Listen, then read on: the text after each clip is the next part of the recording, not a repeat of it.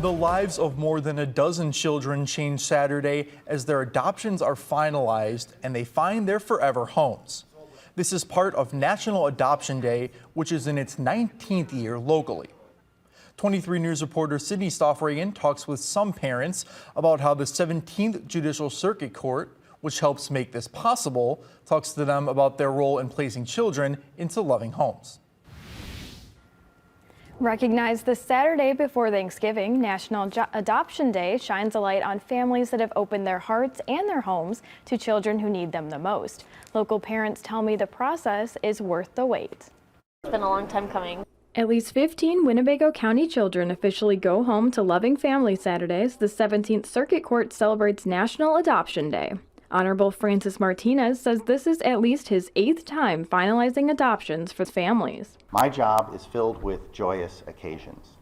This is one of those joyous occasions. Judge Buell and I get to make forever families, and we are extremely proud to do so. We're honored to do so. Sharon and Roger Coons welcomed 7-year-old Zayla into their family 5 years ago. Now Zayla is officially where she was meant to be.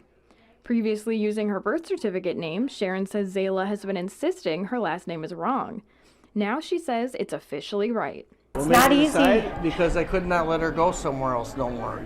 You grow attached. Yeah. You don't want them to leave after you're all they know. It's not fair to them. It's not fair to you. Glad it's over. She's my forever.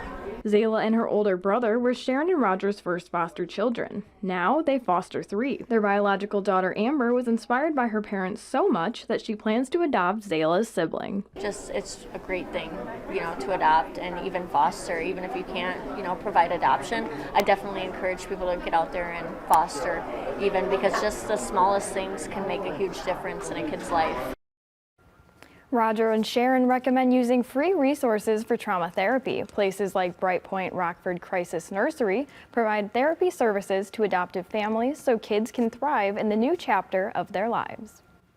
More than 15,000 children have been adopted in Illinois over the past decade. And to become an adoptive parent, you can register online at DCFS's official website.